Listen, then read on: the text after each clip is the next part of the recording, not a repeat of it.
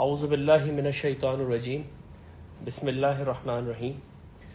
سورہ یاسین کا مطالعہ کل ہم آیت نمبر 19 تک مکمل کر چکے ہیں۔ آج انشاءاللہ تعالیٰ آیت نمبر 20 سے ہم اپنے مطالعے کا آغاز کریں گے۔ آیت نمبر 20 کیونکہ یہ سورہ یاسین کا دوسرا رکوع ہے، اس کے بالکل بیچ میں ہے، تو گزشتہ سے پیوستہ کرنے کے لیے میں آپ کے سامنے سورہ یاسین کا جو دوسرا رکوع ہے اس کا ترجمہ میں آپ کے سامنے دوبارہ رکھ دیتا ہوں۔ بسم اللہ الرحمن الرحیم۔ وَاضْرِبْ لَهُمْ مَثَلًا أَصْحَابَ الْقَرْيَةِ، اے نبی آپ ان کو مثال بتائیں ایک بستی والوں کی۔ اِذْ جَاءَهَا الْمُرْسَلُونَ، جب کہ اس بستی کے پر آئے اللہ کے رسول۔ اِذْ أَرْسَلْنَا إِلَيْهِمُ اثْنَيْنِ، اور جب بھیجا ہم نے ان کی طرف دو رسولوں کو۔ فَكَذَّبُوهُمَا، تو ان دونوں کو جھٹلا دیا گیا۔ فَعَزَّزْنَا بِثَالِثٍ، تو ہم نے اس کو تقویت پہنچائی، ہم نے اس کو قوت دی تیسرے رسول سے۔ فَقَالُوا إِنَّا إِلَيْكُمْ مُرْسَلُونَ، تو ان تینوں نے کہا کہ بستی والو ہم تمہاری طرف اللہ کے رسول ہیں۔ قَالُوا مَا أَنْتُمْ إِلَّا بَشَرٌ مِثْلُنَا، بستی والوں نے کہا تم لوگ کچھ نہیں ہو لیکن ہمارے جیسے بشر، ہمارے جیسے انسان۔ وَمَا أَنزَلَ الرَّحْمَنُ مِنْ شَيْءٍ، اور رحمان نے جیسا کہ تم کہتے ہو کچھ بھی نہیں اتارا آسمان سے۔ ان انتم الا تکذبون، تم لوگ نہیں بول رہے لیکن صرف جھوٹ۔ قالوا ربنا یعلم انا الیکم لمرسلون، انہوں نے کہا ہمارا رب یہ بات جانتا ہے کہ ہم تمہاری طرف رسول بھیجے گئے ہیں۔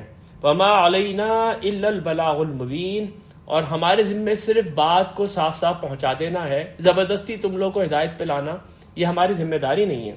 قالوا انا تطیرنا بکم، بستی والوں نے کہا تم لوگوں کو تو ہم اپنے لیے منحوس سمجھتے ہیں۔ لئن لم تنتہوا، اگر تم لوگ باز نہیں آئے، لنرجمنکم، ہم تم لوگوں کو لازماً سنسار کر دیں گے، پتھر مار مار کے ختم کر دیں گے۔ وَلَيَمَسَّنَّكُم مِّنَّا عَذَابٌ عَلِيمٌ، اور تم لوگوں کو پہنچے گا ہمارے ہاتھوں سے بہت دردناک عذاب، بہت دردناک سزا تم لوگوں کو ملے گی۔ قَالُوا طَائِرُكُم مَّعَكُمْ، رسولوں نے کہا تمہاری بدشگونی، تمہاری منحوسیت تم لوگوں کے ساتھ لگی ہوئی ہے۔ ان ذکرتم، یہ باتیں تم اس لیے کہہ رہے ہو کہ تم کو کوئی سمجھا رہا ہے، تم کو سمجھانے والے لوگ پسند نہیں ہیں۔ بل انتم قوم مسرفون، بلکہ بات تو یہ ہے کہ تم لوگ حد سے گزر جانے والی قوم ہو۔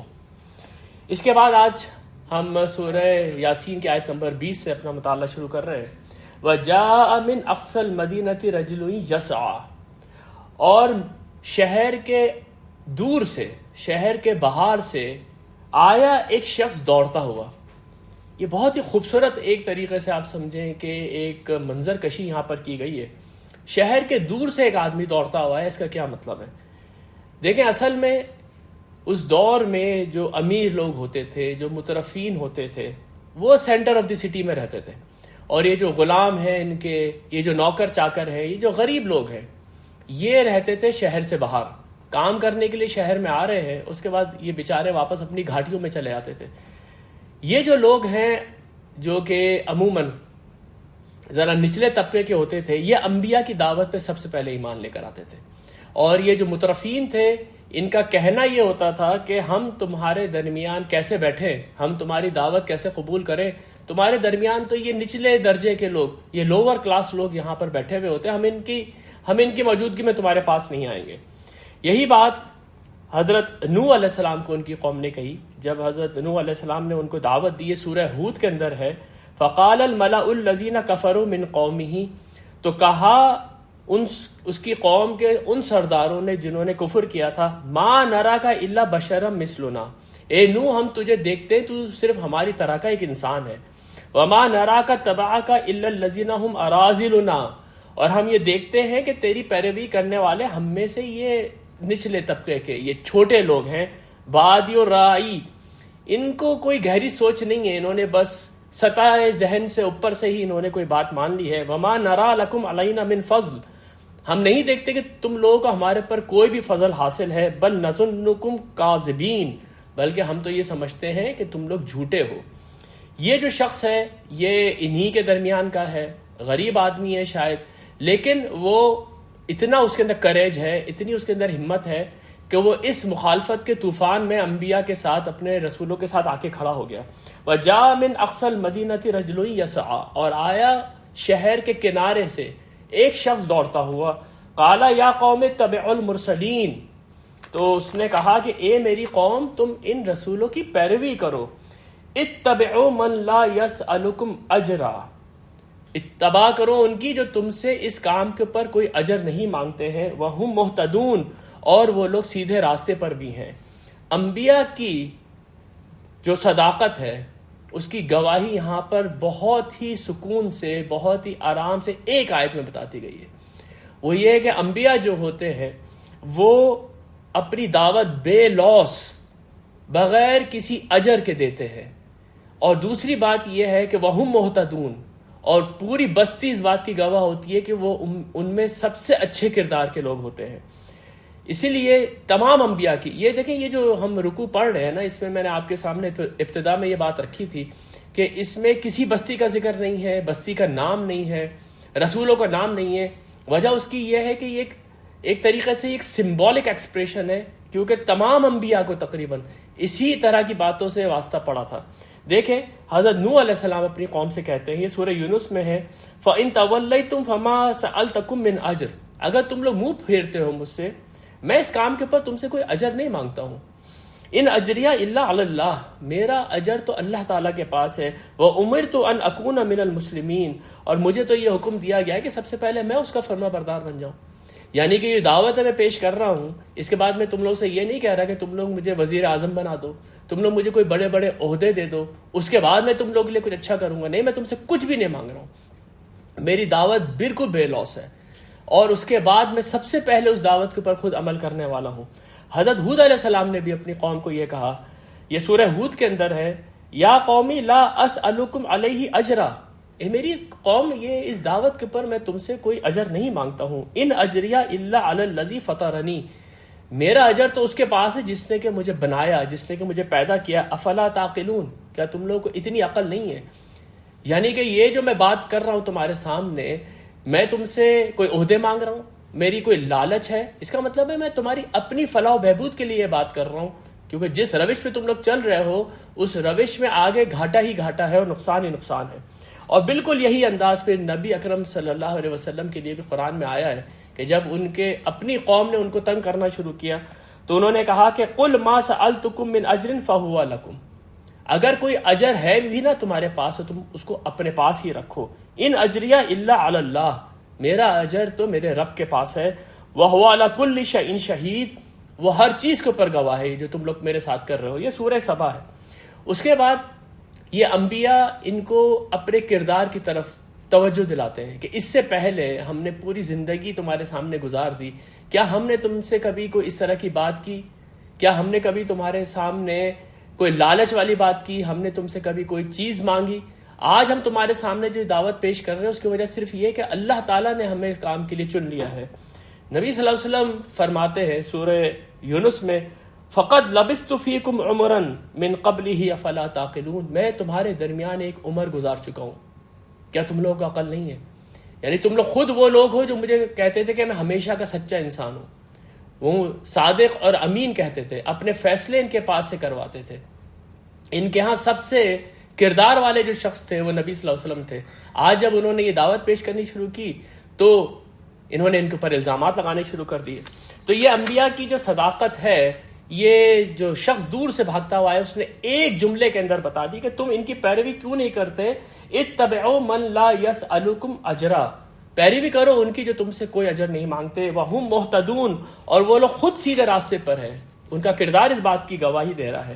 وما لی لا اعبد الذی فطرنی، اور مجھے کیا ہوا ہے، مجھے کیا ہوا ہے کہ میں عبادت نہ کروں اس کی جس نے کہ مجھے بنایا ہے، وَإِلَيْهِ تُرْجَعُونَ، اور تم سب کو بھی اس کی طرف لوٹ کے جانا ہے۔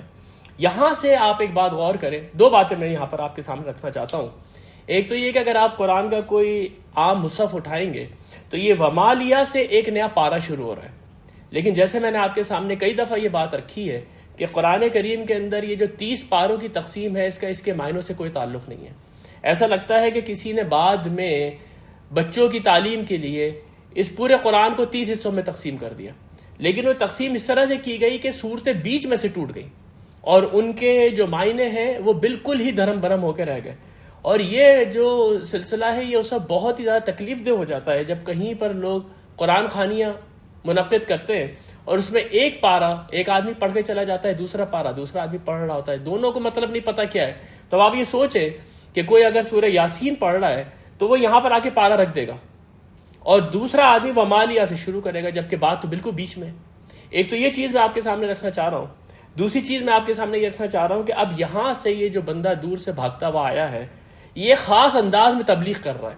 اس کے اندر ہم لوگوں کے لیے بے انتہا حکمت کے خزانے موجود ہیں کہ ذرا آپ اس کا انداز دیکھیں یہ کس طریقے سے اپنی قوم کی خیر خواہی چاہ رہا ہے اور کس طریقے سے ان تک بات پہنچا رہا ہے. سب سے پہلے تو اسے یہ ساری کی ساری جو بات کرے گا وہ اپنے اوپر رکھ کے کرے گا کہ میں کیوں نہیں عبادت کروں اس کی، اور اگر میں نے ایسا کیا تو میرے ساتھ برا ہوگا.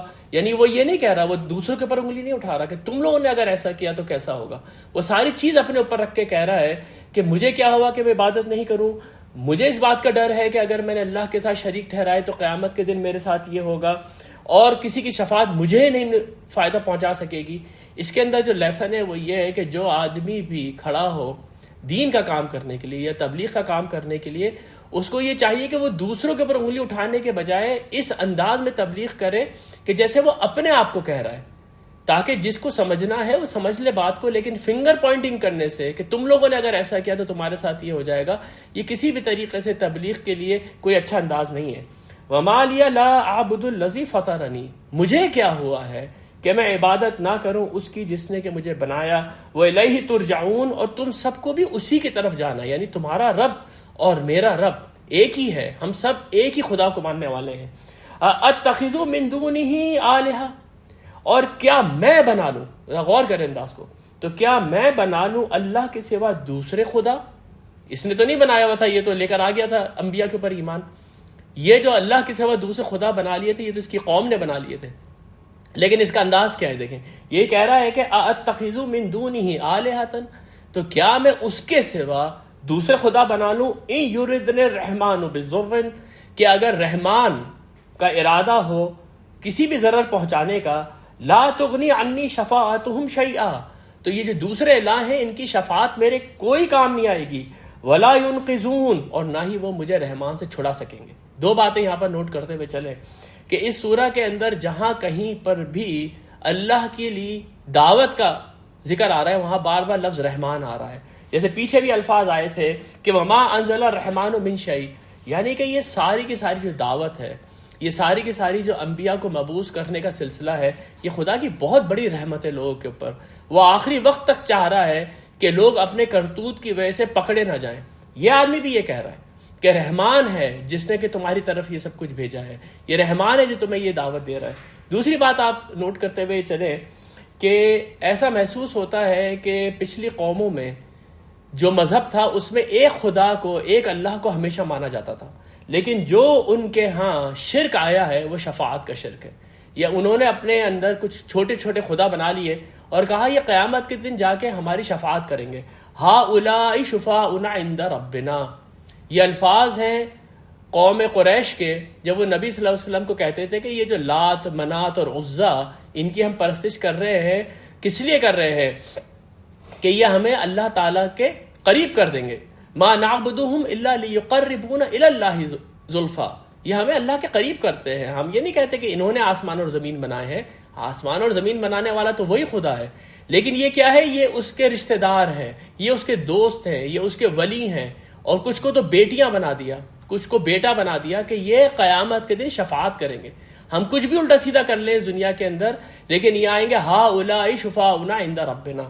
پورے قرآن میں آپ دیکھیں کہ سب سے زیادہ جس شرک کی کنڈیمنیشن ہے وہ کنڈیمنیشن یہی ہے کہ اللہ کے ساتھ شفیع نہ بناؤ. یہ نہ کہو کہ کوئی اللہ کے دربار میں کھڑا ہو کے تمہیں بچا لے گا. ہم اپنے ارد گرد بھی دیکھتے ہیں کہ ہمارے یہاں بہت سارے ایسے مزار ہیں، ہمارے یہاں بہت سارے ایسے تصورات ہیں، ایسے اولیاء اللہ کے لیے جہاں پر یہی تصور ہے کہ ان کے مزار پہ جا کے آپ چادریں چڑھائیں، وہاں پر جا کے آپ سجدے کریں. کیوں؟ کیونکہ وہ اللہ کے بہت قریب ہیں، وہ آپ کی بات اللہ تک پہنچا دیں گے اور قیامت کے دن وہ آپ کو بچا لیں گے. انی اذن لفی ضلال مبین، اگر میں نے ایسا کیا یعنی اس جھوٹی شفاعت کے اوپر میں نے بھروسہ کیا تو میں تو بہت کھلی گمراہی میں ہوں. نوٹ کرتے ہوئے چلیں یہ ساری بات اپنے اوپر رکھ کر کہہ رہا ہے. انی آمنت بربکم، میں ایمان لے کر آ گیا تم لوگوں کے رب کے اوپر. ذرا نوٹ کیجئے وہ دوبارہ سے یہ بات کہہ رہا ہے کہ میں کسی نرالے خدا کے اوپر ایمان نہیں لے کر آیا ہوں، میں ایمان لے کر آیا ہوں اس رب کے اوپر جس کو تم لوگ بھی مانتے ہو. انی آمنت بربکم فاسمعون، بس تم لوگ میری بات سنو، تم لوگ سنو جو بات میں کہہ رہا ہوں. قیلت خل الجنہ، کہا گیا اس کو کہ تو جنت میں داخل ہو جا. یہ بٹوین دی لائنز یہاں پر ایک بہت بڑی حقیقت پوشیدہ ہے. وہ یہ کہ جب یہ آدمی کھڑا ہوا رسولوں کے حق میں تو اس کی قوم یہ برداشت نہیں کر سکی اور اس کی قوم نے اس کو قتل کر دیا. جب اس کی قوم نے اس کو قتل کر دیا تو جیسی یہ قتل ہوا ہے فوراً یہ جنت میں داخل ہو گیا. قیلت خل الجنہ. یہاں پر ایک بات آپ نوٹ کرتے ہوئے چلیں کہ یہ جو ہم نے کل بھی ڈسکس کیا تھا کہ رسول کسی قوم کے اوپر اس وقت آتے ہیں جب وہ اس کے اوپر آخری حجت تمام کر رہے ہوتے ہیں. اسی طریقے سے کوئی نہ کوئی ایسا اقدام قوم کرتی ہے جس کے بعد پھر اللہ کا عذاب ان کے اوپر واجب ہو جاتا ہے. ہم قوم سمود کے بارے میں قرآن میں جا بجا پڑھتے ہیں کہ انہوں نے خود حضرت صالح علیہ السلام سے کہا کہ آپ ہمیں اس پہاڑ کے اندر سے ایک اونٹنی نکال کے دکھا دیں. جب وہ اونٹنی آ گئی تو حضرت صالح نے کہا کہ اب تم اس اونٹنی کو قتل نہیں کر سکتے. کذب ثمود بطغواها اذ انبعث اشقاها فقال لهم رسول الله ناقۃ الله وسقياها. اس وقت ان کے رسول نے کہا کہ دیکھو یہ اللہ کی اونٹنی ہے، تم اس کے پینے کے وقت کو نہیں چھیڑنا، تم اس کے کھانے کے وقت کو نہیں چھیڑنا. فکذبوه فعقروها، انہوں نے جھٹلایا اس کو اور اس اونٹنی کو مار ڈالا. فدمدم علیہم ربهم بذنبهم، تو اس کے بعد ان کا رب ان کے اوپر ٹوٹ پڑا. یہ آپ کو قرآن کریم میں نظر آئے گا کہ رسولوں کے آنے کے بعد کوئی ایک لمٹ ہوتی ہے جس کو قوم کراس کرتی ہے، اور اس کے بعد جو اس لمٹ کو کراس کر جاتا ہے بس اللہ کا عذاب ان کے پر آ جاتا ہے. یہاں پر جو لمٹ انہوں نے کراس کیے وہ اس بندے کو قتل کر دیا. یہ بات ذہن میں رکھیے کہ اللہ تعالیٰ جب رسولوں کو بھیجتا ہے تو رسول قتل نہیں ہو پاتے، رسولوں کو اللہ تعالیٰ بچا لیتا ہے، اور ان کے ساتھ اکثر اہل ایمان کو بھی اللہ تعالیٰ بچا لیتا ہے. اگر آپ اپنے آپ کو اس زمانے میں لے کے جائیں جس وقت یہ قرآن نازل ہو رہا ہے تو اس وقت نبی صلی اللہ علیہ وسلم کے ساتھ کئی غلام ہیں جو بیچارے ٹارچر کا شکار ہو رہے ہیں. کئی ایسے لوگ ہیں جن کو مار دیا گیا ہے، جیسے حضرت سمیہ کو قتل کر دیا گیا، حضرت یاسر کو قتل کر دیا گیا. ان کے بیٹے عمار بن یاسر نے بڑی بری طریقے سے اپنی جان بچائی ہے. اس حد تک ظلم ہو رہا تھا، اس وقت یہ آیتیں نازل ہو رہی ہیں کہ دیکھو اگر تم لوگ اسی طریقے سے نبی کے اوپر ایمان لانے والوں کو قتل کرتے رہے تو بس اللہ تعالیٰ کا جو پیمانہ ہے وہ بڑھ جائے گا اور پھر تم لوگوں کے اوپر اللہ کا عذاب آئے گا. قیل ادخل الجنہ، اس سے کہا گیا کہ تو جنت میں داخل ہو جا. قال یا لیت قومی یعلمون، کاش کہ میری قوم کو یہ معلوم ہو جاتا، بما غفر لی ربی، کہ میرے رب نے تو میرے سارے گناہ معاف کر دیے، وجعلنی من المکرمین، اور جنت میں اس نے مجھے بہت عزت دار لوگوں کے ساتھ رکھا ہوا ہے. دیکھیں یہ مر گیا اور مرنے کے بعد جنت میں گیا لیکن پھر بھی اپنی قوم کا اسی طرح سے خیر خواہ ہے. وہ چاہتا ہے اس کی قوم کو پتہ چلتا کہ اللہ تعالیٰ نے اس کے ساتھ کیا انعام کیا ہے، لیکن قوم نے جو ہے اس کی بات نہیں سنی اس وقت بھی اور اس کو قتل کر دیا. ایک بات یہاں پر نوٹ کرتے ہوئے آپ چلیں کہ سورہ یاسین کے اندر ہی ایک دو مقامات ایسے ہیں جس سے کہ آپ کو یہ پتہ چلتا ہے کہ کچھ لوگوں کا معاملہ ایسا ہے کہ وہ مرنے کے بعد سیدھا جنت میں، یعنی وہ جو ہمارے یہاں حساب کتاب کا تصور ہے، عذاب قبر کا تصور ہے، یا قیامت کے دن کھڑے ہونے کا تصور ہے، یہ ان لوگوں کے لیے ہے جن کے اعمال ملے جلے ہوں گے.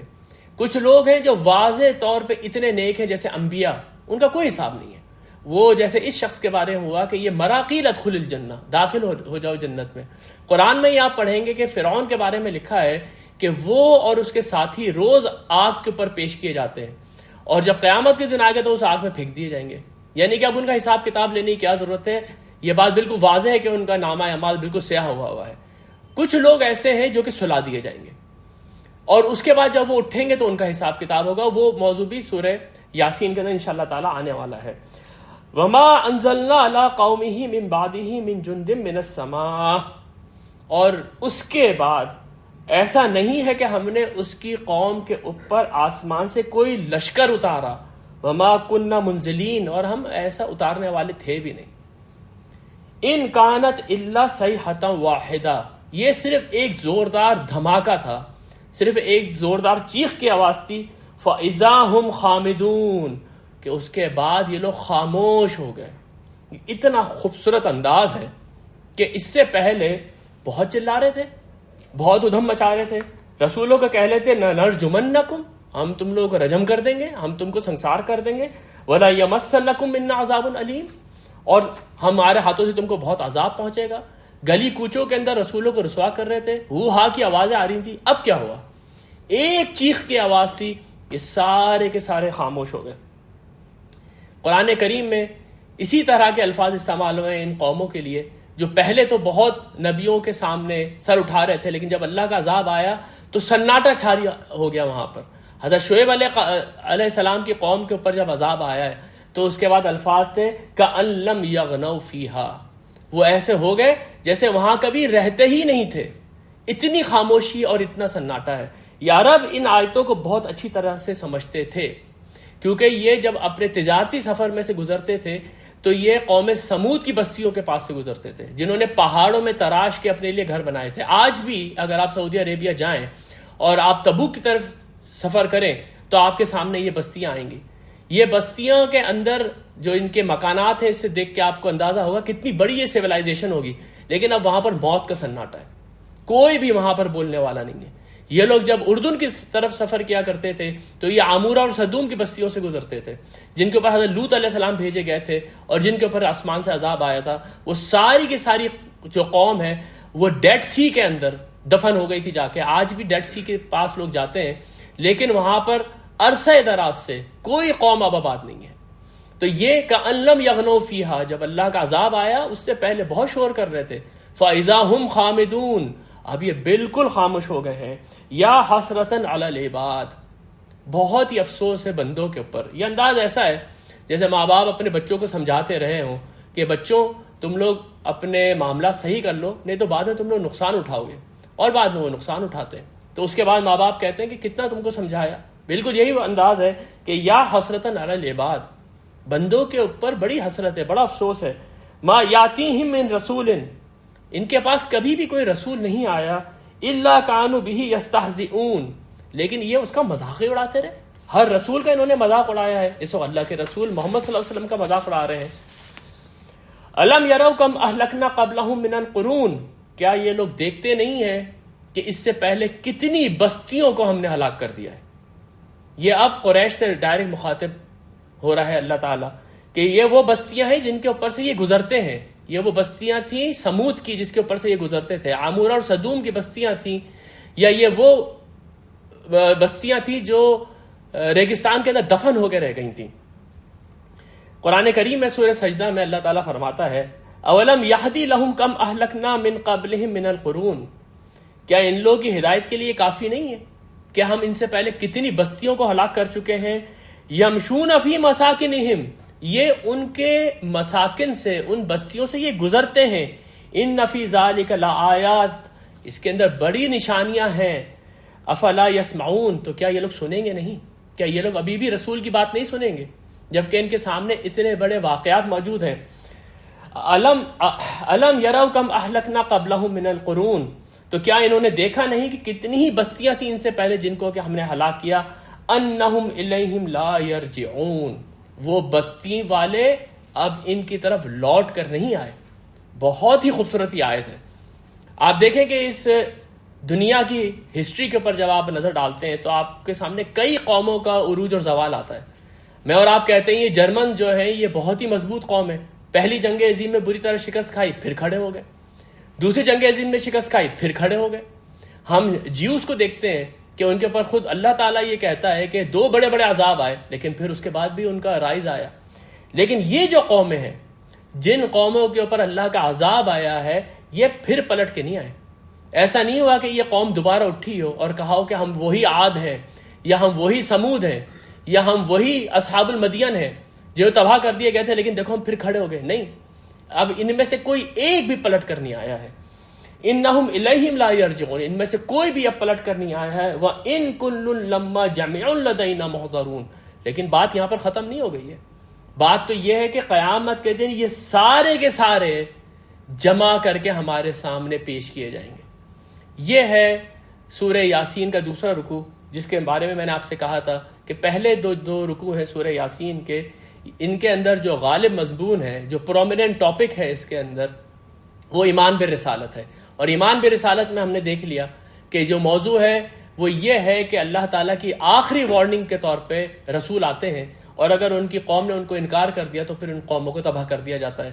یعنی کہ قیامت کے دن جو جزا اور سزا اللہ تعالیٰ کے یہاں ہونی ہے اس کا ایک نمونہ اس دنیا کے اندر اللہ تعالیٰ دکھاتا ہے، اور پھر رہتی دنیا تک کے لیے اس کو عبرت بنا دیتا ہے.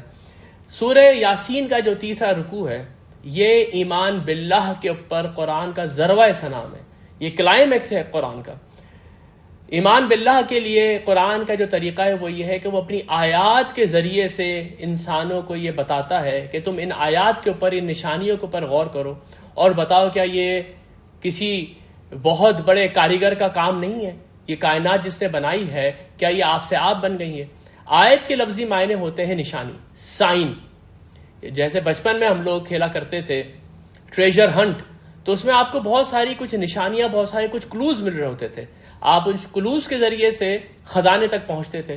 بالکل یہی انداز ہے قرآن کے اندر کہ آسمان اور زمین کے اندر اور ہماری اپنی ذات کے اندر اللہ کی بہت ساری نشانیاں پوشیدہ ہیں. انسان ان نشانیوں کو دیکھتا ہے اور اللہ تعالیٰ تک پہنچ جاتا ہے. یہاں پر جو سب سے پہلی آیت بیان کی گئی ہے وہ آیت یہ ہے کہ اللہ تعالیٰ دیکھو مردہ زمین کو زندہ کرتا ہے. یہ آیت آپ کے سامنے بار بار قرآن کریم میں آئے گی. اللہ تعالیٰ کا ایک انداز ہے کہ مرنے کے بعد کی زندگی کو وہ تشبیہ دیتا ہے جیسے کہ ایک زمین مردہ تھی، پھر اس کے اوپر پانی برسا اور وہ دوبارہ اس کے کھیت لہلہانے لگے، گویا کہ وہ زمین زندہ ہو گئی. سورہ قاف کے اندر یہ بہت ہی خوبصورت انداز میں اللہ تعالیٰ نے اس پوری کے پوری بات کو بیان کیا ہے. وَنَزَّلْنَا مِنَ السَّمَاءِ مَاءً مُبَارَكًا، اور ہم نے آسمان سے نازل کیا ایک بابرکت پانی. فَأَنبَتْنَا بِهِ جَنَّاتٍ وَحَبَّ الْحَصِيدِ، اور اس سے ہم نے اگائے باغات اور کھیتیاں. وَالنَّخْلَ بَاسِقَاتٍ لَهَا طَلْعٌ نَضِيدٌ، اور ہم نے اس میں ایسے کھجور اگائے جو بہت زیادہ پھلدار تھے اور ان کا پھل تہ بتہ تھا، اس پہ لیئرز تھیں. رزقا للعباد، بندوں کے لیے رزق کے طور پہ یہ ساری چیزیں ہم نے پیدا کی. وَأَحْيَيْنَا بِهِ بَلْدَةً مَيْتًا، اور اس پانی سے دیکھو ہم ایک مردہ زمین کو زندہ کرتے ہیں. كَذَلِكَ الْخُرُوجُ، تم لوگوں کا زمین سے نکلنا بھی ایسے ہی ہوگا، مرنے کے بعد تم لوگوں کا دوبارہ اٹھنا بھی ایسے ہی ہوگا. آپ یہ دیکھیں کہ سورہ یاسین کے دوسرے رکوع میں اور تیسرے رکوع میں کتنا خوبصورت یہ ایک انٹرلاک ہے کہ پہلی نشانی جو اللہ تعالیٰ بتا رہا ہے وہ نشانی یہ ہے کہ میں مردہ زمین کو زندہ کرتا ہوں، اور اس سے پہلے اللہ نے یہ فرمایا کہ میں ان سب کو زندہ کر کے اپنے سامنے حاضر کروں گا. وَآیَةٌ لَهُمُ الْأَرْضُ الْمَيْتَةُ، ان کے لیے نشانی ہے اس مردہ زمین کے اندر. أَحْيَيْنَاهَا، ہم اس کو زندہ کرتے ہیں. وَأَخْرَجْنَا مِنْهَا حَبًّا، اور پھر ہم اس کے اندر سے غلہ اگاتے ہیں. فَمِنْهُ يَأْكُلُونَ، پھر اس میں سے یہ لوگ کھاتے ہیں. وَجَعَلْنَا فِيهَا جَنَّاتٍ مِّن نَخِيلٍ، اور ہم نے بنایا ان کے لیے ایسے باغات جو کھجور والے ہیں. وَعَنَابٍ، اور انگوروں والے ہیں. وَفَجَّرْنَا فِيهَا مِنَ الْعُيُونِ، اور اس زمین کو پھاڑ کے ہم نے ان کے لیے چشمے بنائے ہیں. لِيَأْكُلُوا مِن ثَمَرِهِ، تاکہ یہ لوگ کھائیں ان پھلوں میں سے. وَمَا عَمِلَتْهُ أَيْدِيهِمْ، اور یہ سارا کا سارا جو کام ہے یہ ان کے ہاتھوں نے نہیں کیا ہے. یہ جو زمین ہے یہ انہوں نے نہیں بنائی ہے، یہ جو پانی برسا اور زمین زندہ ہو گئی یہ انہوں نے نہیں بنائی ہے، یہ کھیتیاں جو اگیں یہ ان کے ہاتھوں نے نہیں بنائی ہیں. اور دوسری جو جتنی بھی چیزیں اللہ تعالیٰ نے یہاں گنوائی ہیں جو کہ کھانے پینے کی چیزیں ہیں، جو پانی ہے، یہ ان کے ہاتھوں نے نہیں بنائی ہے. یہ کہاں سے آئی ان کے پاس؟ یہ تو اللہ تعالیٰ نے ان کے لیے بنا کے دی ہے. وَمَا عَمِلَتْهُ أَيْدِيهِمْ، حالانکہ یہ نہیں ہے ان کے ہاتھوں کا بنایا ہوا. افلا یشکرون، تو کیا یہ لوگ شکر نہیں ادا کریں گے؟ یہ ہے جناب نیم آف دی گیم. اس دنیا کے اندر انسانوں کو جو اللہ تعالیٰ نے نعمتیں دی ہیں اور پوری کائنات اس کے لیے مسخر کر دی ہے. هُوَ الَّذِي سَخَّرَ لَكُم مَّا فِي الْأَرْضِ جَمِيعًا، جو کچھ بھی زمین کے اندر ہے اس نے سب تمہارے تابع کر دیا ہے، تمہارے لیے مسخر کر دیا ہے. وجہ کیا ہے؟ وجہ یہ ہے کہ انسان پہچانے خدا کو، اس کے احسانات کو پہچانے اور پھر شکر کرے. شکر کے لفظی معنی ہوتے ہیں کسی بھی چیز کو اپریشیٹ کرنا، کسی بھی چیز کو ماننا. قرآن کریم میں یہ شکر اللہ تعالیٰ نے بنیاد بنائی ہے اپنی عبادت کی کہ ان کنتم ایاہ تعبدون، ان تشکروا اللہ ان کنتم ایاہ تعبدون، تم اللہ کا شکر ادا کرو اگر تم اس کی عبادت کرتے ہو۔ اللہ تعالیٰ کو ہماری عبادت کی ضرورت نہیں ہے، لیکن ہمیں اس بات کی ضرورت ہے کہ ہم اللہ تعالیٰ کی نعمتوں کو اپریشیٹ کریں اور اس کے بعد پھر ہم اس کی عبادت کریں۔ سبحان الذی خلق الازواج کلھا، بہت ہی پاک ہے وہ، ہر نقص سے پاک ہے وہ جس نے ہر چیز کے اندر زوج پیدا کی ہیں۔ یہ بھی ایک بہت ہی مارکۃ الآراء آیت ہے۔ ہر چیز میں زوج پیدا کرنے سے کا کیا مطلب ہے؟ دیکھیں، زوج کے معنی عربی زبان میں یہ 3 معنوں میں یہ لفظ آتا ہے۔ ایک تو یہ اسپاؤس کے معنوں میں آتا ہے۔ اسپاؤس کا مطلب یہ ہے کہ مرد عورت کے لیے اسپاؤس ہے اور عورت مرد کے لیے اسپاؤس ہے۔ عموماً جو اس کا ترجمہ کر دیا جاتا ہے کہ ہم نے تمہارے لیے بیویاں بنائی ہیں، ازواج مطہرۃ، ان کے لیے وہاں پاکیزہ بیویاں ہوں گی، وہ ترجمہ صحیح نہیں ہے۔ ترجمہ یہ صحیح ہے کہ ان کو پاکیزہ جوڑے بنا دیا جائے گا، وہ پیئر کی صورت میں ہوں گے جنت کے اندر۔ دوسرے اس کے معنی یہ ہوتے ہیں کہ اسپیشیز کے لیے یہ لفظ آیا، جیسے یہاں پر آیا ہے کہ ہر قسم کی اسپیشیز اللہ تعالیٰ نے تمہارے لیے بنائی ہیں۔ یہ لفظ گروپس کے معنوں میں بھی آتا ہے۔ ہم انشاءاللہ تعالیٰ جب سورہ واقعہ پڑھیں گے تو وہاں پر الفاظ ہیں وہ کنتم ازواجن ثلاثہ، قیامت کے دن تم لوگ 3 بڑے گروپس کے اندر ٹوٹ جاؤ گے۔ ان گروپس کے لیے بھی ازواج کا لفظ آیا ہے۔ پھر یہ لفظ آتا ہے کہ کوئی چیز ایک دوسرے کے اوپر ڈیپینڈنٹ ہو، یعنی کہ اس دنیا کے اندر ہم لوگ ڈیپینڈنٹ ہے پانی کے لیے، ہم لوگ ڈیپینڈنٹ ہے غلے کے لیے، ہم لوگ ڈیپینڈنٹ ہے ہوا کے لیے۔ یہ ساری کی ساری چیزیں ایک ایکو سسٹم کے اندر ہیں جو ایک دوسرے کے اوپر ڈیپینڈنٹ ہے۔ اس کے لیے بھی یہ لفظ زوج آ سکتا ہے۔ تو یہاں پر الفاظ استعمال ہوئے ہیں سبحان الذی خلق الازواج کلھا، اس نے ہر چیز کے اندر زوج بنائے ہیں، ہر قسم کی اسپیشیز بنائی ہیں، ان اسپیشیز کے اندر اس نے پیئرز بنائے ہیں۔ مما تنبت الارض، جو کچھ بھی تم زمین سے نکالتے ہو اس کے اندر بھی زوج موجود ہے۔ ومن انفسہم، تمہاری اپنی ذات کے اندر پیئرز موجود ہیں۔ ومما لا یعلمون، اور ان چیزوں کے اندر بھی پیئرز موجود ہیں جن چیزوں کو تم جانتے نہیں ہو۔ ہم لوگ اس وقت تو نہیں جانتے تھے، لیکن آج جتنا انسان کا علم ترقی کرتا جا رہا ہے اس کو یہ نظر آ رہا ہے کہ اس کائنات کے اندر جو بھی عمل ہو رہا ہے اس عمل کے اندر یہ زوجیت اس کو ہر جگہ نظر آتی ہے۔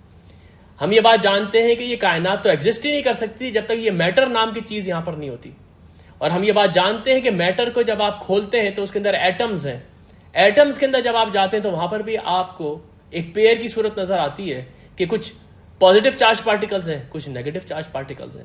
میں اور آپ یہ بھی جانتے ہیں کہ ایٹمز آپس میں مل کے مالیکیولز نہیں بن سکتے جب تک کہ دونوں ایٹمز اپنے اندر یا تو نیگیٹو یا تو پازیٹیو چارج نہ پیدا کر لیں۔ بات یہیں تک نہیں ہے، بات یہ ہے کہ جب آپ غور سے پودوں کے اندر جھانکتے ہیں تو وہاں پر بھی آپ کو نظر آتا ہے کہ یہاں پر ایک پیئر کی سی سچویشن ہے۔ یہ پولینیشن ہو ہی نہیں سکتی جب تک کہ یہ پیئرز کی سچویشن نہیں ہے۔ یہ اس لحاظ سے یہ بہت ہی مارکۃ الآراء آیت ہے کہ اس نے ہر چیز کے جوڑے بنائے ہیں۔ جو تم زمین سے اگاتے ہو اس میں بھی جوڑے ہیں، جو تم لوگ اپنی جانوں کے اندر بھی جوڑے ہیں، اور ایسی چیزوں کے اندر بھی جوڑے ہیں جن کو تم جانتے نہیں ہو۔ وآیۃ لہم اللیل، اب یہاں پر یہ دوسری آیت کا ذکر ہے۔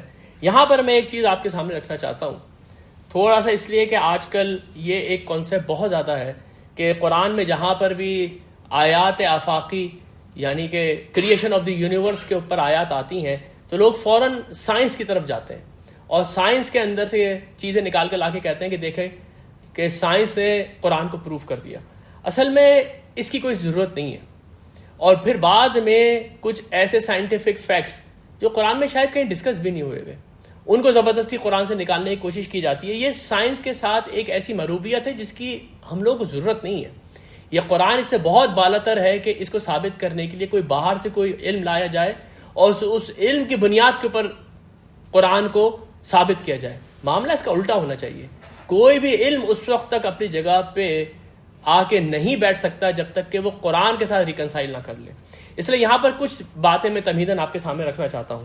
یہ آفاق کی نشانیاں یعنی کہ آسمان اور زمین کی تخلیق کی جو نشانیاں قرآن بتاتا ہے، اس میں عموماً قرآن ایمفیسائز کرتا ہے 4 نشانیوں کے اوپر۔ ایک رات، دن، چاند اور سورج، کیونکہ یہ وہ نشانیاں ہیں جو بالکل سامنے ہیں۔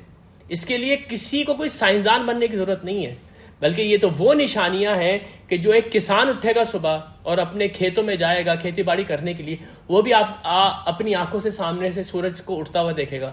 پھر وہ اپنی آنکھوں کے سامنے سورج کو سفر کرتا ہوا دیکھے گا اور پھر غروب ہوتا ہوا دیکھے گا.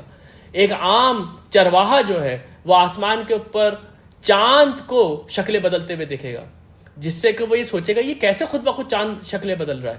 وہ موسموں کو آتے ہوئے جاتے ہوئے دیکھے گا اور وہ رات اور دن کو آتے جاتے ہوئے دیکھے گا. یہ وہ چیزیں ہیں جس کو کہ قرآن نے موضوع بنایا ہے اور اللہ کی نشانیاں قرار دیا ہے. دیکھیں یہاں پر بھی جو الفاظ ہیں وہ ہیں وہ آیات لہم اللیل, ان کے لیے رات ایک نشانی ہے. آپ سورۃ اللیل میں جائیں گے, واللیل اذا یغشی والنہار اذا تجلی, قسم ہے رات کی جب وہ چھا جاتی ہے, قسم ہے دن کی جب وہ اجالا کر دیتا ہے.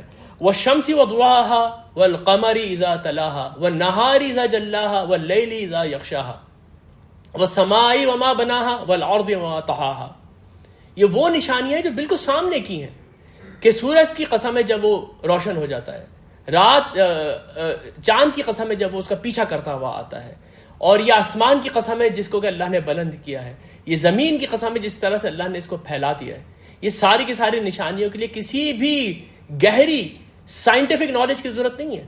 یہ وہ نشانیاں ہیں جو ایک عام آدمی, ایک ان پڑھ آدمی, ایک عرب بدو جس کو کہ یہ قرآن مخاطب کر رہا تھا وہ دیکھ سکتا تھا, اور وہ یہ کہہ سکتا تھا کہ ہاں واقعی یہ تو کسی بہت بڑے کاریگر کا کارخانہ ہے, یہ سب آپ سے آپ نہیں بن گیا ہے. تو دیکھیں الفاظ ہے وآیۃ لہم اللیل, ان کے لیے نشانی ہے رات. نسلخ منہ النہار, ہم اس کے اوپر سے دن کو کھینچ لیتے ہیں. یعنی انداز ایسا ہے کہ رات ہوئی بھی تھی, جب سورج آیا تو سورج نے ایک روشنی کی چادر بچھا دی. اب وہ روشنی کی چادر ہے جس میں کہ لوگ سب چیزوں کو دیکھ رہے ہیں اور دن کے کام کر رہے ہیں. ایک وقت آیا وہ چادر واپس کھینچ لی گئی. اگر آج آپ نیو سائنٹیفک ڈسکوریز کے اوپر بھی دیکھیں گے تو آپ کو بالکل ایسا لگتا ہے, اگر آپ اسپیس میں جا کے زمین کی طرف دیکھیں تو جس طرح سے رات آ رہی ہے, جس طرح سے دن آ رہا ہوتا ہے, بالکل ایسا لگ رہا ہوتا ہے جیسے رات کے اوپر کوئی اس کو چادر اڑاتا ہوا چلا جا رہا ہے. یہ اس لحاظ سے یہ بہت ہی زبردست ایکسپریشن ہے. وآیۃ لہم اللیل نسلخ منہ النہار, ہم اس کے اوپر سے, ہم ان کے اوپر سے جو دن ہے اس کو کھینچ لیتے ہیں. فاذا ہم مظلمون, اور اس کے بعد پھر یہ لوگ دوبارہ اندھیرے میں چلے جاتے ہیں. والشمس تجری لمستقر لہا, اور سورج جو ہے وہ اپنے ٹھکانے کی طرف چلا جا رہا ہے. یہ آیت بھی قرآن کے معجزات میں سے ایک معجزہ ہے. ایک عام آدمی جب دن میں زمین پہ کھڑا ہو کے سورج کو دیکھتا ہے تو یہ اتنا بڑا کرہ, یہ اتنا بڑا اسٹار, وہ بالکل کشتی کی طرح اس کو تیرتا ہوا نظر آتا ہے. وہ سامنے سے بلند ہوتا ہے اور سامنے سے اوپر سے اٹھتا ہوا اور جا کے غروب ہو جاتا ہے جیسے کوئی کشتی چل رہی ہے. اس لیے یہ تجری کے جو الفاظ ہیں یہ الفاظ کشتی کے لیے بھی قرآن میں استعمال ہے. والفلک الذی تجری فی البحر, اور ان کشتیاں جو کہ چلتی ہیں سمندر کے اندر. سائنس کی ترقی سے آج ہمیں اس بات کا پتہ چلا ہے کہ یہ شروع میں لوگ کہتے تھے کہ زمین ساکن ہے اور سورج اس کے اوپر گھوم رہا ہے. اس وقت بھی آیت بالکل ویلڈ تھی. اس کے بعد ایک ایسا تصور آیا کہ زمین گھوم رہی ہے لیکن سورج اپنی جگہ ساکن ہے. یہ آیت اس وقت بھی ویلڈ تھی.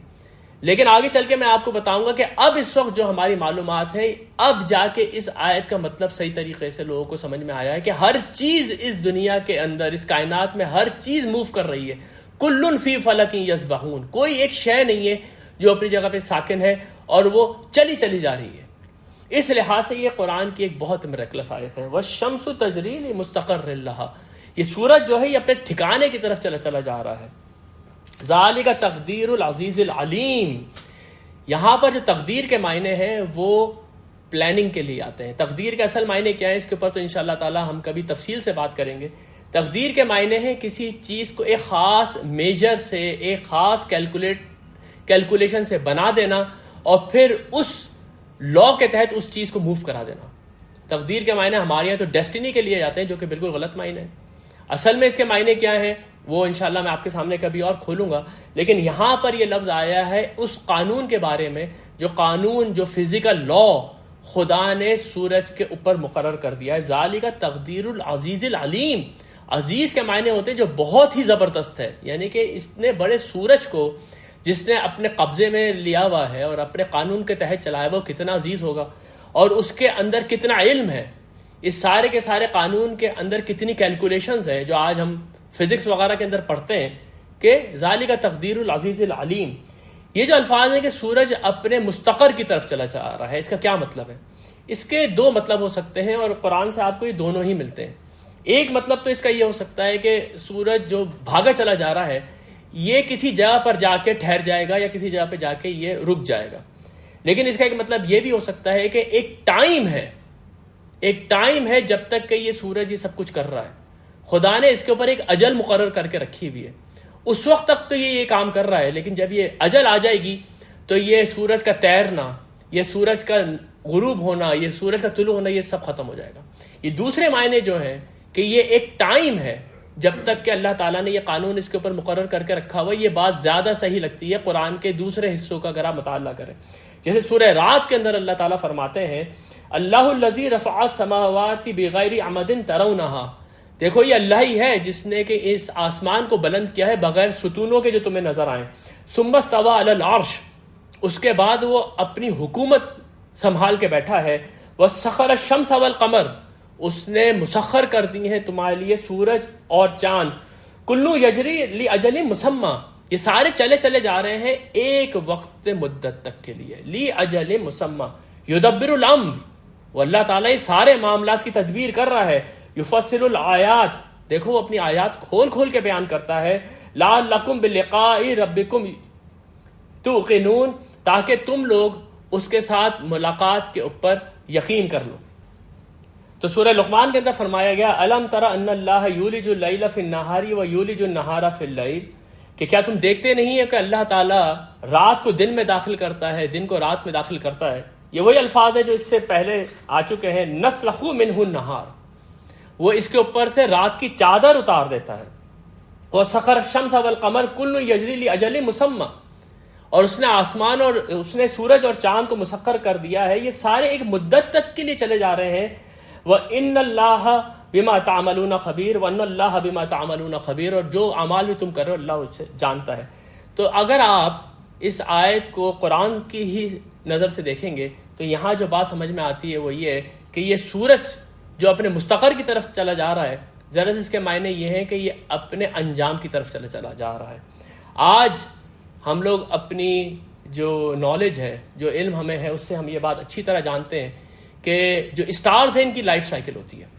یہ جو اسٹارز ہیں یہ ایک فرنس ہے جن کے اندر ہائیڈروجن فیول برن ہوتا ہے، اور اس سے آپ کو یہ روشنی اور یہ ہیٹ یہ سب مل رہی ہوتی ہے، لیکن یہ جو فیول ہے یہ کنزیوم ہوتا چلا جا رہا ہے۔ آج ہم کسی بھی اسٹار کو دیکھ کے، اس کے ماس کو دیکھ کے ہم اس کی لائف سائیکل بنا سکتے ہیں، اور ہم یہ جانتے ہیں کہ جب اس کی لائف سائیکل ختم ہوتی ہے تو وہ ستارہ مر جاتا ہے، وہ اسٹار ختم ہو جاتا ہے۔ یہ اسٹار ختم کیسے ہوتا ہے یہ آج جو سائنس آپ کو بتا رہی ہے، اور اس کے بعد جب آپ قرآن پڑھتے ہیں تو واقعتاً انسان حیرت کا شکار ہو جاتا ہے۔ ستارہ کے ختم ہونے کا طریقہ یہ ہے کہ جب اس کے اندر ہائیڈروجن فیول ختم ہو جاتا ہے تو پہلے تو وہ سویل کرتا ہے، سویل کرنے کے بعد وہ اپنی ہی گریوٹی کے اندر کولیپس ہو کے پھٹ جاتا ہے۔ اگر وہ بڑا اسٹار ہے تو بلیک ہول بن جاتا ہے، اس سے ذرا کم ماس کا اسٹار ہے تو وہ نیوٹرون اسٹار بن جاتا ہے، نہیں تو ایک وائٹ ڈورف بن جاتا ہے۔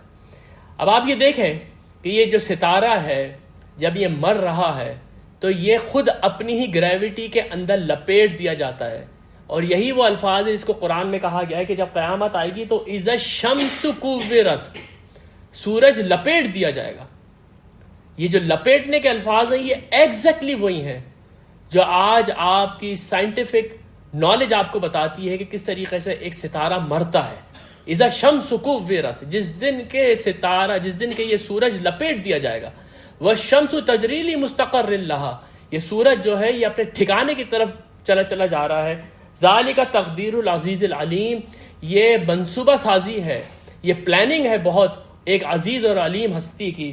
والقمر قدرناہ منازل، اور یہ جو چاند ہے اس کے اوپر ہم نے کیلکولیٹ کر دی ہے۔ یہاں پر دیکھیں جو قدرناہ کا لفظ ہے یہ بھی تقدیر ہے، لیکن اس کا ترجمہ یہ ہے کہ ہم نے کیلکولیٹ کر دی ہے، مقرر کر دی ہیں ہم نے اس کے اوپر اس کی سٹیجز۔ حتی عاد کالعرجون القدیم، یہاں تک کہ یہ ایک کھجور کی سوکھی ڈال کی طرح پلٹ کر واپس آتا ہے۔ ایک آدمی آسمان کی طرف نظر اٹھا کے دیکھے یہ چاند جس طرح سے شکلیں بدلتا ہے، یہ کتنا بڑا میریکل ہے۔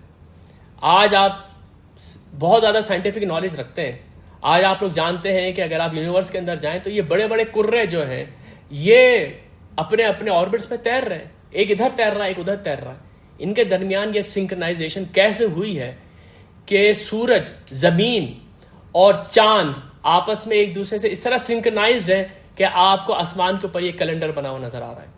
یسألونک عن الاہلہ، سورہ بقرہ میں یہ ہے کہ یہ آپ سے چاند کی شکلوں کے بارے میں پوچھتے ہیں. قل ہی مواقیت للناس، آپ ان سے کہیں کہ یہ لوگوں کے لیے ایک کازمک کیلنڈر ہے.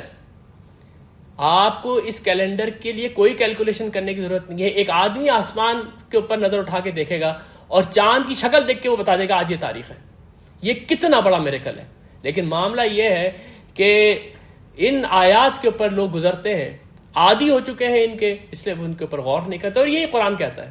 قرآن یہ کہتا ہے وَكَمْ مِنْ آیَةٍ يَمُرُّونَ عَلَيْهَا وَهُمْ عَنْهَا مُعْرِضُونَ، کتنی ہی آیات ہیں میری آسمان اور زمین پہ جس کے اوپر سے یہ لوگ گزرتے ہیں روز.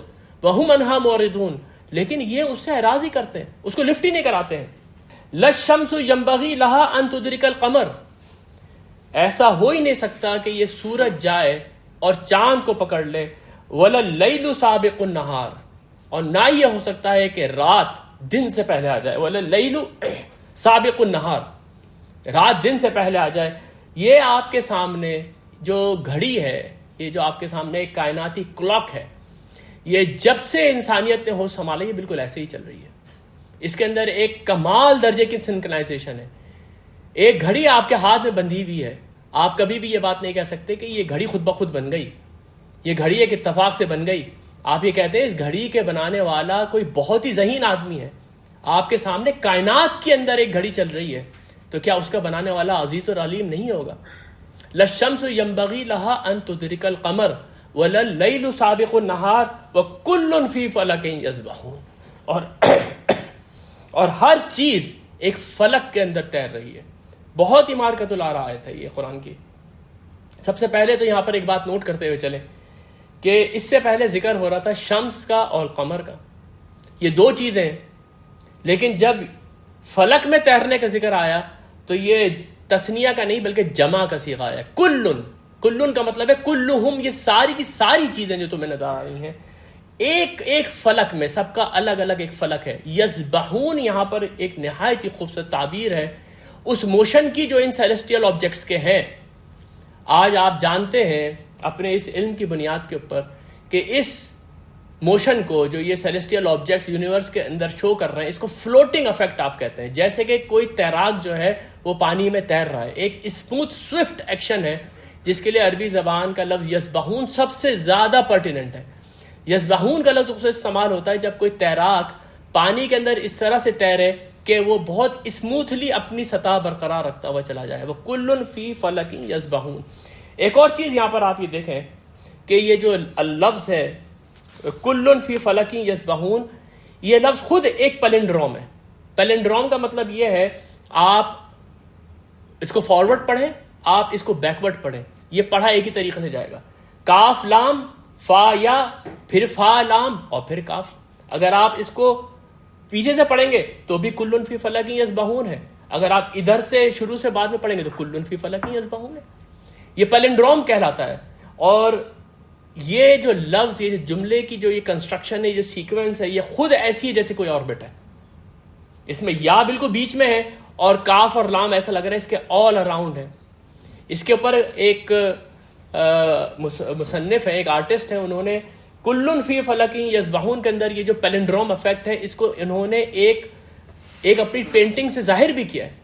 تو یہ معجزہ در معجزہ در معجزہ، یہ وہ کتاب ہے جو کہ تنزیل من رب العالمین ہے. وآیۃ لہم انا حملنا ذریتہم فی الفلک المشحون.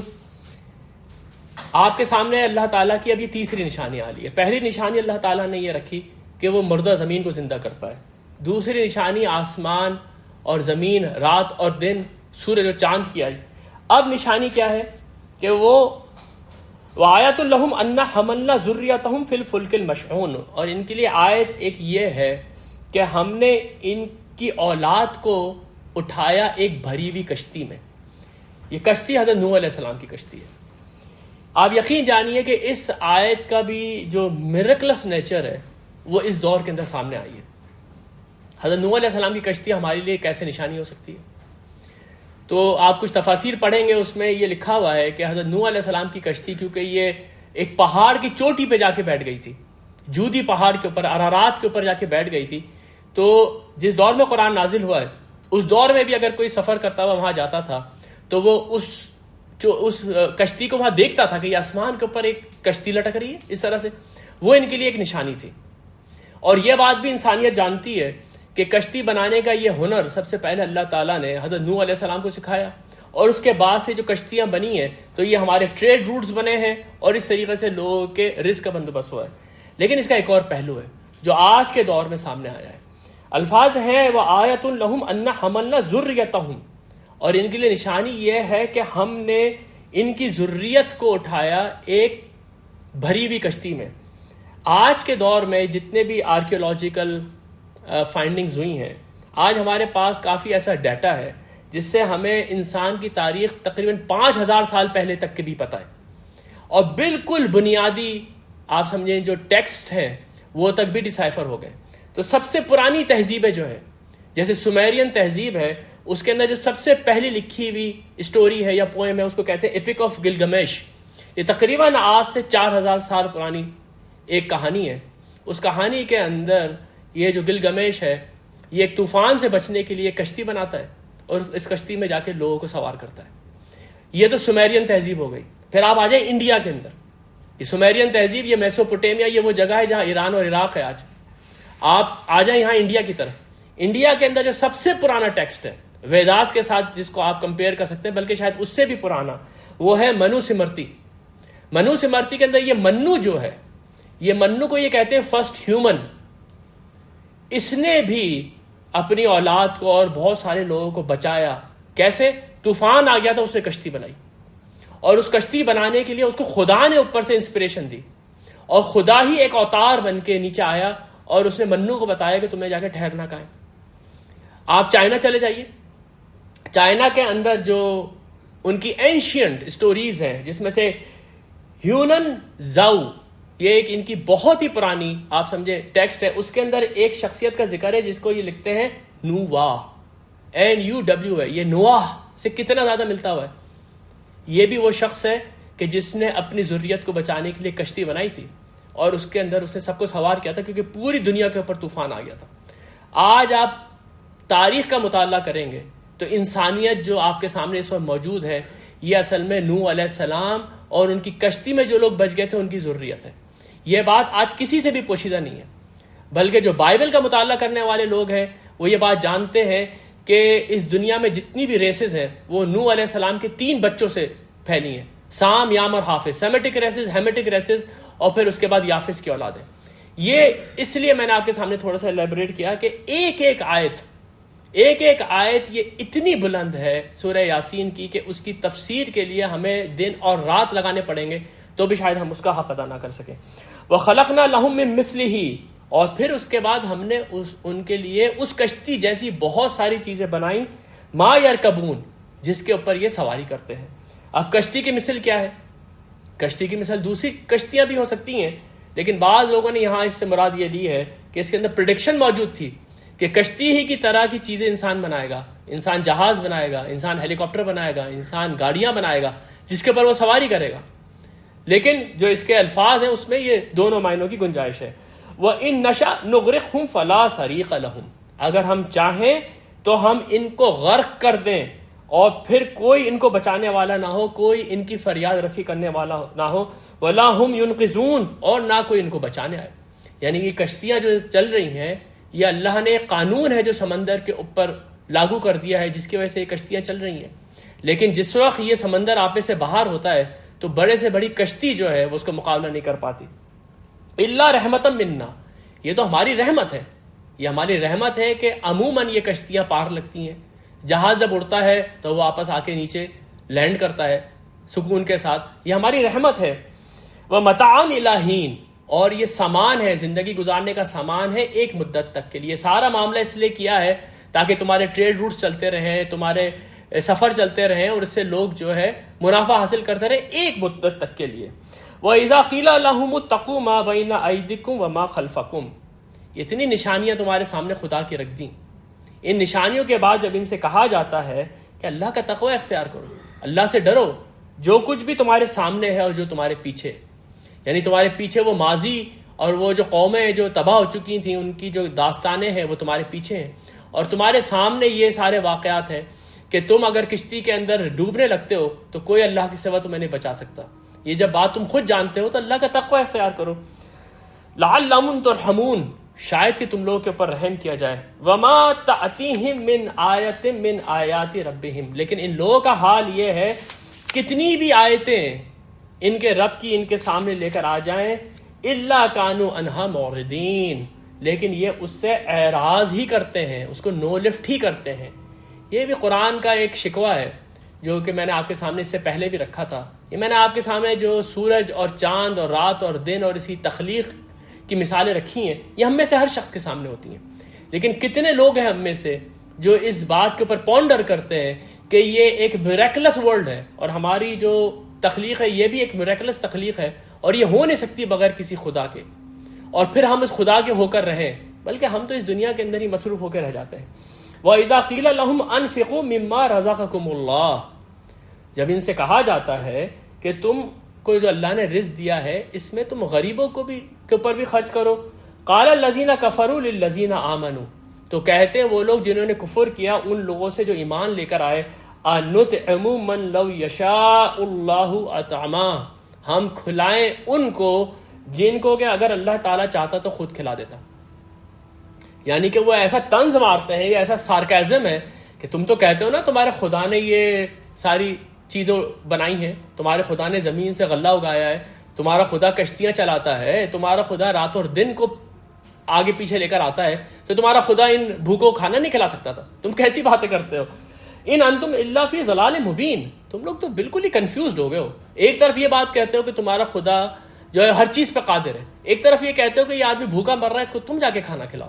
یعنی کہ یہاں پر یہ تانا اس لیے مارا جا رہا ہے کہ وہ اس بات کا انکار کرنا چاہ رہے ہیں کہ خدا نے ان کو کوئی فری ول دی ہے، وہ اس بات کا انکار کرنا چاہ رہے ہیں کہ اللہ تعالیٰ نے ان کو اس دنیا میں آزمائش میں ڈالا ہے، وہ جو اپنے اچھے اعمال کریں گے اس اعمال کے بدلے میں ان کو جنت ملے گی۔ وہ ان ساری باتوں کا انکار کر کے ایک بات جو ہے انسان کے منہ پہ مار دیتے ہیں۔ آپ یقین جانیے آج کے دور میں اگر آپ کسی ملحد سے بات کریں، اگر کسی ایتھیسٹ سے آپ بات کریں، وہ بالکل اسی طرح کی باتیں کرتا ہے۔ بڑے سے بڑا سائنٹسٹ ہے، وہ کہے گا میں اللہ کے اوپر اس لیے یقین نہیں کرتا کہ میں یہ دیکھتا ہوں اس دنیا کے اندر بڑی غربت ہے، میں دیکھتا ہوں کہ اس دنیا کے اندر بڑا ایول ہے، اگر خدا آل گڈ ہے تو اس نے یہ ایول کیوں پھیلایا ہوا ہے، اور میں اس لیے خدا کو نہیں مانتا۔ یعنی اس سے پہلے جو اللہ کی نشانی، اور سب سے زیادہ آئرنی یہ ہے کہ یہ بات کہنے والا شخص کون ہے؟ جو اس وقت سب سے بڑا فزسسٹ ہے، جو کہ اس کائنات کی تخلیق کے اوپر غور کرتا ہے، جس کے اندر اس کو ایک انٹیلیجنٹ ڈیزائن نظر آتا ہے، جس کے اندر اس کو ایک فائن ٹیونڈ یونیورس نظر آتا ہے۔ وہ آدمی یہ بات کر رہا ہے کہ اگر خدا ہوتا تو یہاں پر لوگ مر رہے ہوتے، یہ لوگ بھوکے مر رہے ہوتے۔ تو اللہ کے بندے تمہاری یہ بات سمجھ میں نہیں آئی کہ جس خدا نے یہ کائنات بنائی ہے، اگر اس نے اس دنیا کے اندر یہ حق کا اور طلب کا قانون رکھا ہے تو اس کے پیچھے کیا وجہ ہے؟ اس سے تم آخرت تک نہیں پہنچتے۔ قرآن تو اسی طریقے سے آخرت تک پہنچا دیتا ہے۔ ان انتم الا فی ضلال مبین، جب ان سے یہ کہا جاتا ہے کہ بھائی یہ سب تو اس لیے ہو رہا ہے کہ اس دنیا میں تمہاری آزمائش ہو رہی ہے اور قیامت کے دن اللہ تعالیٰ تم سے حساب کتاب کرے گا، تو جواب میں کہتے ہیں وَيَقُولُونَ مَتَى هَذَا الْوَعْدُ إِن كُنتُمْ صَادِقِينَ، اچھا تو وہ آخرت کا دن کب آئے گا اگر تم لوگ سچے ہو؟ وہ وعدہ کب پورا ہوگا اگر تم سچے ہو؟ مَا يَنظُرُونَ إِلَّا صَيْحَةً وَاحِدَةً۔ اب یہ دیکھیں جب اس طرح کے تانے مارتے ہیں کافر تو قرآن کا انداز بھی نہایت سخت ہو جاتا ہے۔ جس چیز کا یہ لوگ انتظار کر رہے ہیں وہ صرف ایک دھماکے کی آواز ہوگی، وہ صرف ایک چیخ کی آواز ہوگی، تاخذہم، جو آ کے ان لوگوں کو پکڑ لے گی، وہم یخصمون، جس وقت وہ اسی طرح کے جھگڑے کر رہے ہوں گے، اسی طرح کی وہ بحثیں کر رہے ہوں گے۔ فلا یستطیعون توصیۃ، اس وقت ان کو اتنا ٹائم بھی نہیں ملے گا کہ یہ کوئی وصیت کر دیں۔ ایک آدمی کو اپنی موت نظر آتی ہے سامنے تو وہ اپنے بچوں کے لیے کوئی ول لکھ دیتا ہے، اپنے بچوں کو گڈ بائز کہتا ہے، اپنی بیگم کو کہہ دیتا ہے آئی لو یو۔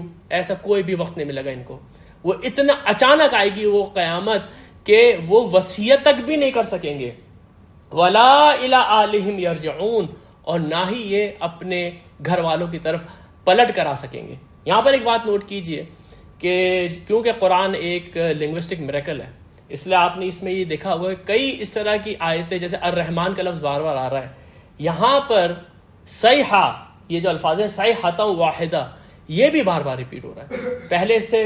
پہلے وہ جو قوم جس کے اوپر 3 رسول بھیجے گئے تھے، جب ان کے اوپر عذاب کا ذکر آیا تو یہی صیحہ کے الفاظ آئے، اور یہاں پر جب قیامت کے لیے الفاظ آ رہے ہیں ان ما ینظرون الا صیحۃ واحدہ، یہ لوگ انتظار نہیں کر رہے لیکن ایک زوردار دھماکے کا.